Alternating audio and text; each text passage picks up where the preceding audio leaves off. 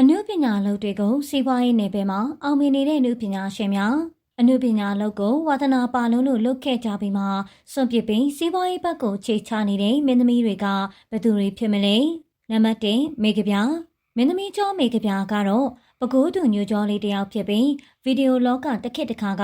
အတော်လေးအောင်မြင်ခဲ့ပြီးဗီဒီယိုစကားပေါင်းများစွာကိုသရုပ်ဆောင်နိုင်ခဲ့တာဖြစ်ပါတယ်မေကပြကတော့မင်းသားချောတယောက်နဲ့လက်ထပ်ထိမ်းများမှုခဲ့ပြီးခုချိန်မှာတော့ single mom တယောက်အနေနဲ့ရပ်တည်နေကြတာဖြစ်ပါတယ်။ single mom တယောက်ဖြစ်ရလို့ဘဝကိုရှုံးမပေးခဲ့တယ်လို့သမီးလေးဖြစ်သူကိုလည်းဆရာဝန်မလေးတယောက်ဖြစ်လာအောင်ထိန်းချောင်းပေးနိုင်တဲ့မိခင်ကောင်းတယောက်ဖြစ်ခဲ့တာပါ။မေကပြကတော့ခုဆိုရင်အနုပညာလောကကိုဆွန့်လွတ်ပြီးစီးပွားရေးနယ်ပယ်မှာခုဆိုနေရာတနေရာရထားနေပြီဖြစ်ပါတယ်။ငလင်ပေးမှာဆုံးရှုံးမှုတွေရှိခဲ့ပေမဲ့သင်္ခါရသဘောတရားကိုနားလည်ပြီးကိုပြန်တီထောင်နိုင်တဲ့စိတ်သက်သန်ပါတယ်မင်းသမီးတိလက်ပဲဖြစ်ပါတယ်။နံပါတ်နဲ့နဝရ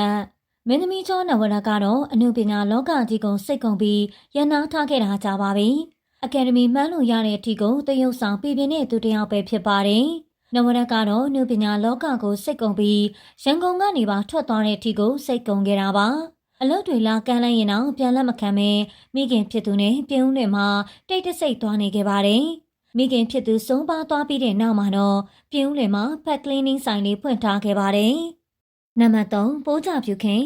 MRTV ဖုန်းမင်းသမီးကျော်ပိုးကြဖြူခင်ကတော့ခုဆိုရင် PKT စိန်ရွှေရတနာဆိုင်ကြီးကိုပိုင်ဆိုင်ထားပြီးမိသားစုနဲ့ပျော်စရာကောင်းတဲ့ဘဝလေးကိုပိုင်ဆိုင်နိုင်ပြီဖြစ်ပါတယ်။အိမ်တော်တဲ့ဘဝကိုကူးပြောင်းလိုက်တဲ့အချိန်တွေကနုပညာအလုပ်တွေမှာမတွေ့ရတော့ပဲသူ့အလုပ်ချင်ဆုံးဖြစ်တဲ့စိန်ရွှေရတနာဆိုင်ဖွင့်မှုအတွက်ကြိုးစားခဲ့တာပါ။ယောက်ျားရဲ့ပါရမီဖြည့်ပေးမှုကြောင့်ဖွင့်ချင်တဲ့အရာကိုဖွင့်ခဲ့ရပြီးခုဆိုရင်အလုပ်နဲ့မိသားစုအတွက်ပဲအာရုံထားပြီးအနုပညာအလုပ်တွေကိုရန်နာလိုက်တာဖြစ်ပါတယ်။နံပါတ်4တင်စာနယ်ဝင်မင်းသမီးကျော်တင်စာနယ်ဝင်ကတော့စကားပေါင်းများစွာကိုရိုက်ကူးထားပြီးသူ့ရဲ့ချစ်စရာကောင်းတဲ့အတန်လေးကြောင့်ပဲပရိသတ်တွေအများပြားကိုပိုင်ဆိုင်ခဲ့တာဖြစ်ပါတယ်။ချစ်စရာကောင်းတဲ့နှကန်းလေးတွေကပရိသတ်တွေကိုပို့ပြီးဆွဲဆောင်နိုင်တယ်လို့သရုပ်ဆောင်နုပညာလုံမှာလည်းအကောင်းဆုံးလုပ်နိုင်ခဲ့တဲ့မင်းသမီးတစ်လက်ပဲဖြစ်ပါတယ်။ဒါပေမဲ့အိမ်အောင်ပြူပြီးချိန်မှာတော့အနုပညာအလုပ်တွေကိုလုံးဝဆွန့်လွတ်ခဲ့ပါတယ်။တင်စာနယ်ဝင်းကတော့ hot pot ဆိုင်တွေကိုအမျိုးသားနဲ့အတူတူလုပ်ကိုင်နေတယ်လို့ကိုပိုင် brand ဖြစ်တဲ့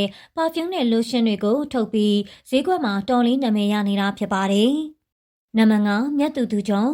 MRTV ဖုန်းမင်းသမီးတယောက်ဖြစ်ပြီးအနုပညာကသူ့ရဲ့ဘဝအနေနဲ့အိမ်မက်တစ်ခုလုံးမခဲ့တာပါ။အနုပညာလုပ်တွေကိုစူးစမ်းပြီးနိုင်ငံကျော်တယောက်ဖြစ်ဖို့စိတ်ကူးထားခဲ့ပါတယ်။ဒါပေမဲ့ယောက်ျားရဲ့ကျွမ်းဝချမ်းသာတဲ့စီးစိမ်တွေကြောင့်လက်ရှိလက်ဝတ်ရတနာတွေကိုကိုယ်တိုင်ဖန်တီးနေတယ်လို့ကိုယ်တိုင်လည်းလက်ဝတ်ရတနာဆိုင်ကြီးဖွင့်နိုင်ခဲ့ပါတယ်။ယောက်ျားရဲ့ပံ့ပိုးမှုတွေကြောင့်အနုပညာအလုပ်တွေကိုစွန့်ပြီးခရိုနီတထေးကြီးဖြစ်အောင်စီးပွားရေးဘက်မှာအတော်လေးစူးစမ်းနေကြတာဖြစ်ပါတယ်။အခုပြောပြသွားတဲ့နုပညာရှင်တွေထဲမှာဘသူကိုချစ်ဆုံးလဲဆိုတာပြောပြပေးသွားပါအောင်နော်။ဘယ်နုပညာရှင်ကိုအရင်လိုဖန်သားပြင်ပေါ်မှာပြန်မြင်ခြင်းလဲဆိုတာကိုပြောပြသွားပါအောင်နော်။ဗီဒီယိုလေးကိုစုံထိကြည့်ပေးလို့ကျေးဇူးအထူးတင်ရှိပါတယ်ရှင်။